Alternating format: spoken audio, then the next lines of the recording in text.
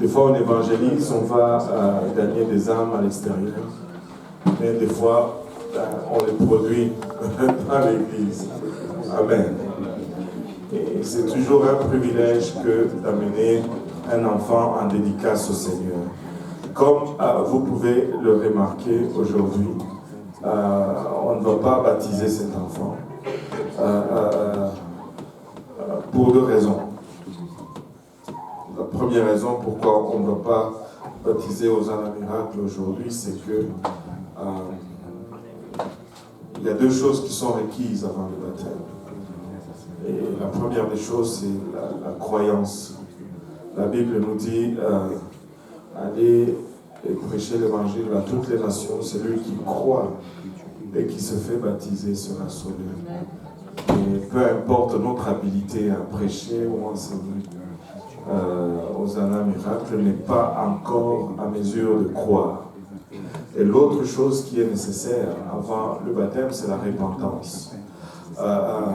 Nous pouvons lui prêcher les atrocités de l'Apocalypse, nous pouvons lui prêcher les bibites qui sortent des profondeurs des puits de l'enfer, et le soufre et le feu, les gens qui marchent avec un œil qui pend sur la joue. Mais aux âmes miracles ne va pas se repentir, peu importe ce qu'on lui prêche. Amen. Elle est encore trop jeune pour se repentir. Maintenant, néanmoins, nous pouvons la présenter en dédicace au Seigneur. Et nous avons des références bibliques pour cela. Dans l'Ancien Testament, premièrement dans 1 Samuel, chapitre 1, versets 20 à 28, nous lisons: dans le cours de l'année, Anne devint enceinte et enfanta un fils qu'elle nomma Samuel, car dit-elle, je l'ai demandé à l'Éternel. Au verset 24, pour sauver le temps, quand elle eut sevré, elle le fit monter avec elle et prit 3 taureaux, un épha de farine et une outre de vin. Elle le mena dans la maison de l'Éternel à Silo. L'enfant était encore tout jeune. Ils égorgèrent les taureaux et ils conduisirent l'enfant à Élie. Anne dit: mon Seigneur, pardon. Aussi vrai que mon âme vit, mon Seigneur, je suis cette femme qui me tenait ici près de toi pour prier l'Éternel. C'était pour cet enfant que je priais, l'Éternel a exaucé la prière que je lui ai adressée. Aussi je veux le prêter à l'Éternel. Il sera toute sa vie prêté à l'Éternel, et ils se prosternèrent là devant l'Éternel. La Bible nous dit qu'après avoir eu Samuel, Anne est allée le consacrer au Seigneur au temple. Elle est allée plutôt à le présenter au temple. Et au 3e chapitre du même livre, au verset 19, dans 1 Samuel, la Bible nous dit: Samuel grandissait, l'Éternel était avec lui, et il ne laissait tomber à terre aucune de ses paroles.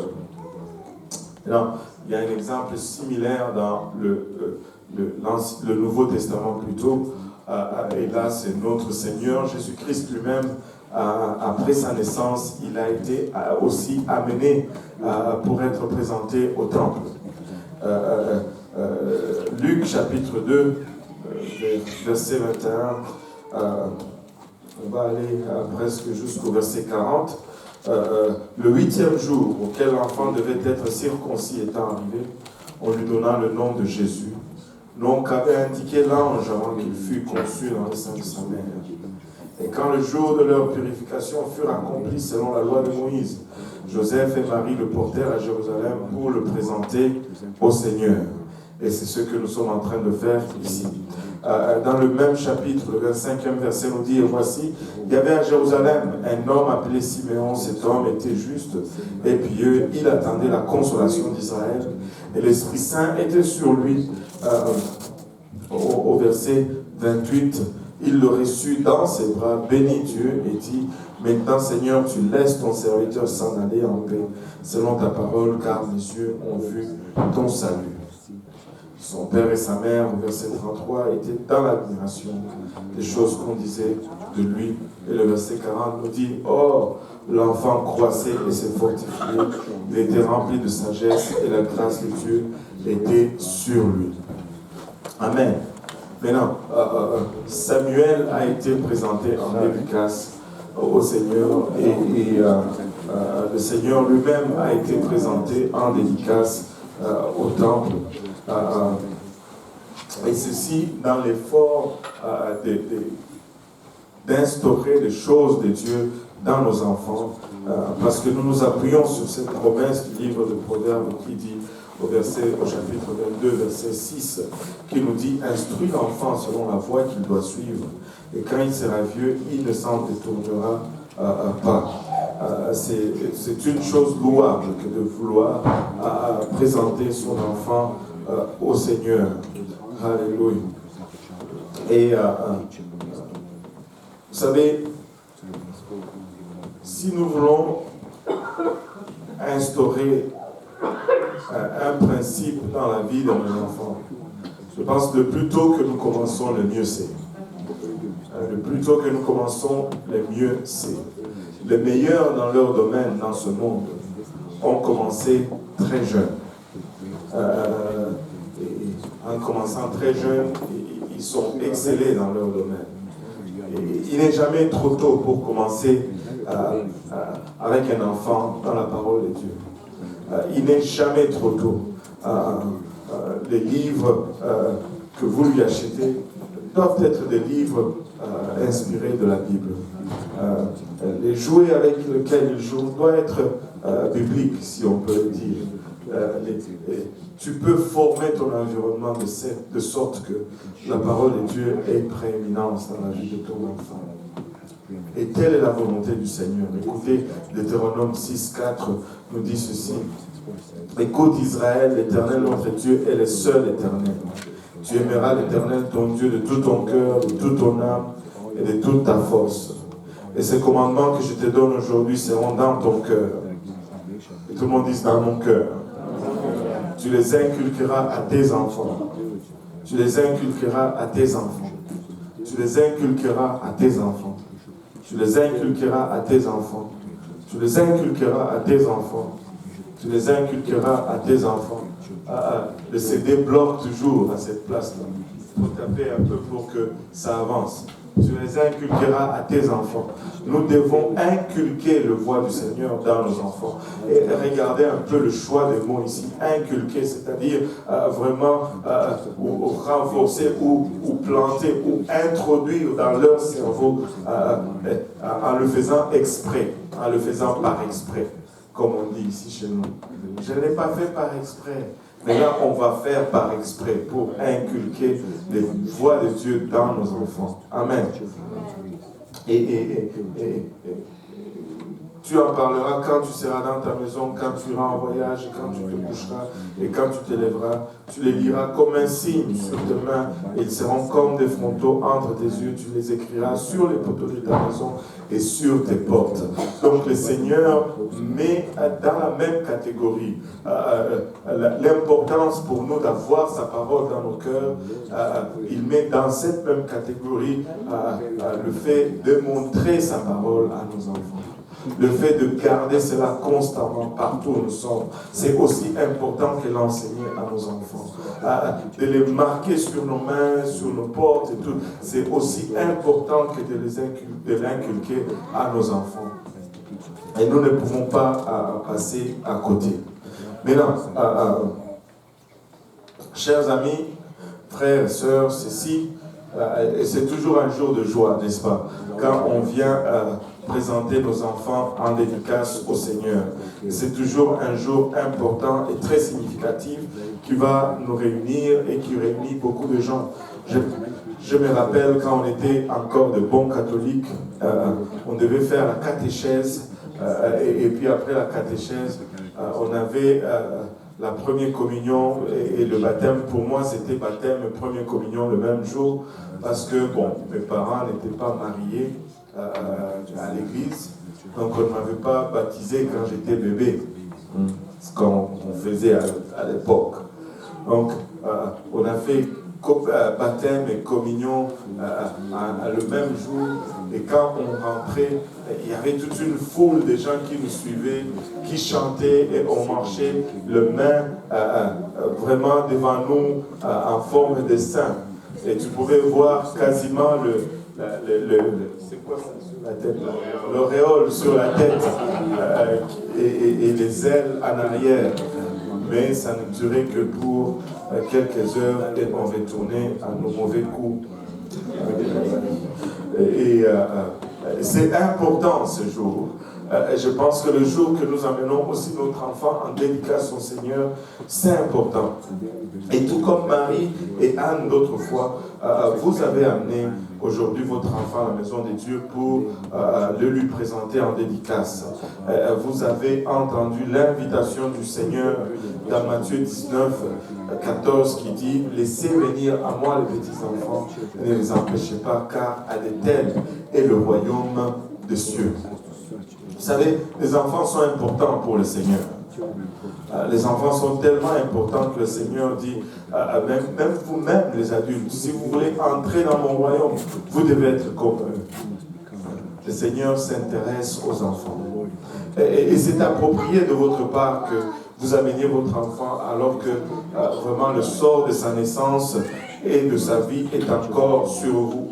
Et c'est un grand mystère, c'est un merveille que d'avoir une nouvelle vie. Et quand on se tient, je ne sais pas pour vous, mais la naissance d'un enfant nous émerveille toujours au sujet de la grandeur de Dieu. Au sujet de la grandeur de Dieu. L'homme, la Bible dit que l'insensé, ou l'insensé c'est un peu bien dit, la Bible dit le fou, dit dans son cœur qu'il n'y a point de Dieu. Il faut être vraiment fou pour croire que Dieu n'existe pas. Quand tu contemples le merveille de la naissance, tu ne peux pas t'empêcher de réaliser la grandeur de Dieu et de te tenir en révérence devant celui qui est vraiment le Père de toute vie. Et regarder un enfant, regarder un bébé amène toujours ces sens d'obligation et de devoir. Vous savez, nous pouvions être un fou incontenable, quelqu'un qui vit à 100 000 à l'heure, qui fait des bêtises et des folies, mais la naissance a cette capacité de nous calmer. Dès qu'on a un enfant, on devient sage. On arrête les folies, game is over, comme ils disent. Le but de ce service, c'est de vous aider en tant que parents à apprécier ces obligations dans le but d'élever votre enfant dans l'enseignement et l'exhortation du Seigneur. Afin que lorsqu'il va atteindre l'âge de la responsabilité, il se détourne naturellement du mal vers le bien et qu'il accepte le Seigneur comme son sauveur et son maître. Dieu a un plan pour cet enfant. Dieu a un plan pour Hosanna Miracle. Et de trouver ce plan et de le vivre pleinement et complètement va signifier le succès. De le refuser, de l'ignorer, va conduire à l'échec. Peu importe les acclamations, peu importe les réussites sociales, peu importe l'accumulation de biens matériels, ne pas accomplir le plan de Dieu dans notre vie signifierait l'échec. C'est votre privilège et votre responsabilité que de guider cet enfant de manière à ce que la volonté de Dieu soit sa plus grande ambition dans la vie. Maintenant, à cela, nous allons vous exhorter à vous consacrer aujourd'hui, vous-même comme parents, et en vue de cela, nous allons présenter Hosanna Miracle en dédicace au Seigneur. Mais avant cela, je vais poser une question à Eugénie. Eugénie, est-ce que tu t'engages à élever cet enfant dans les voies et les exhortations du Seigneur Jésus-Christ? Alors, c'est bien de consacrer au Seigneur Jésus-Christ. Maintenant, c'est un honneur, un privilège. Et c'est louable pour tout parent que de désirer les bénédictions et la protection du Seigneur sur ses enfants. C'est un désir louable. Mais nous devons comprendre une chose, que ces bénédictions et ces protections ne vont atteindre cet enfant qu'en passant par nous. Donc c'est notre devoir et notre responsabilité que de conformer nos vies à la parole du Seigneur, afin que nous puissions servir de canal pour que ces bénédictions et cette protection puissent atteindre cet enfant. Nous sommes les canaux que Dieu va utiliser pour atteindre l'enfant. Donc, nous avons une grande responsabilité de nous conformer à la parole du Seigneur en vue de cela.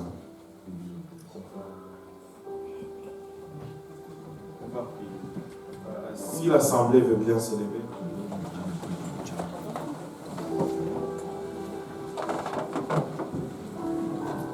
Alléluia. En élevant nos voix tous ensemble, Pasteur Abou, vous pouvez prier pour Eugénie. Merci Seigneur. Papa, nous te rendons gloire encore une fois, nous te rendons grâce pour ton amour, ta bonté et ta fidélité. Nous te remercions pour le privilège et l'honneur que nous avons de tenir encore une autre vie fragile dans nos mains, Seigneur. Papa, tu vois Hosanna miracle aujourd'hui. Papa, dans toute sa fragilité, Seigneur, dans son innocence et dans son enfance. Papa, c'est par le bras de la foi que nous venons l'amener devant ton trône de gloire. Papa, et prier pour lui aujourd'hui, Seigneur Jésus-Christ. Père, avant toute chose, nous voulons prier pour la famille, Seigneur. Père, que tu étends ta main et que tu visites la famille. Seigneur Jésus-Christ, que Papa, tout le membre, Papa, se conforme à ta volonté, Seigneur Jésus-Christ.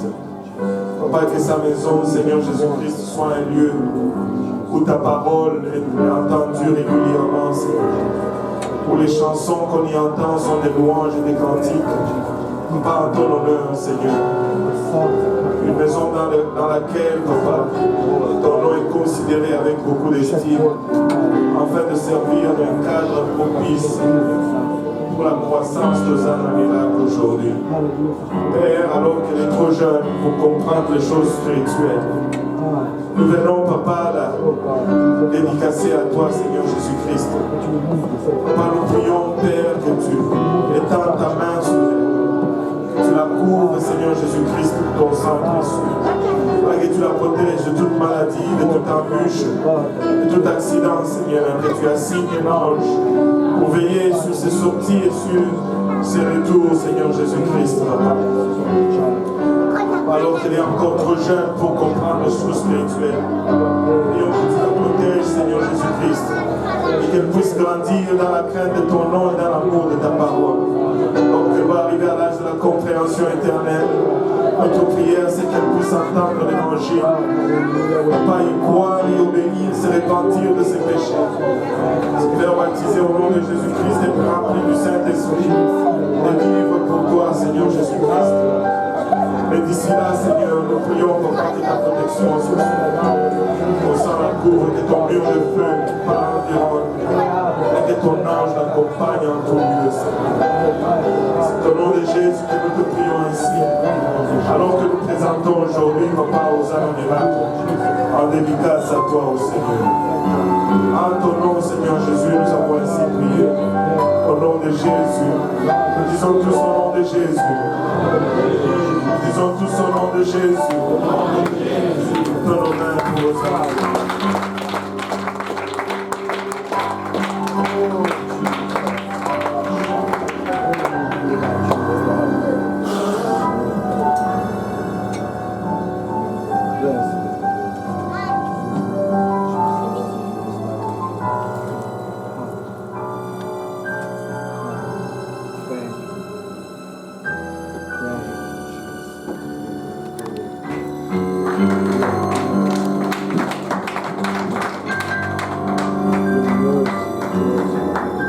Alléluia. Le Seigneur est bon, n'est-ce pas? Alléluia. Gloire au nom de Jésus. Le service va être assez court aujourd'hui.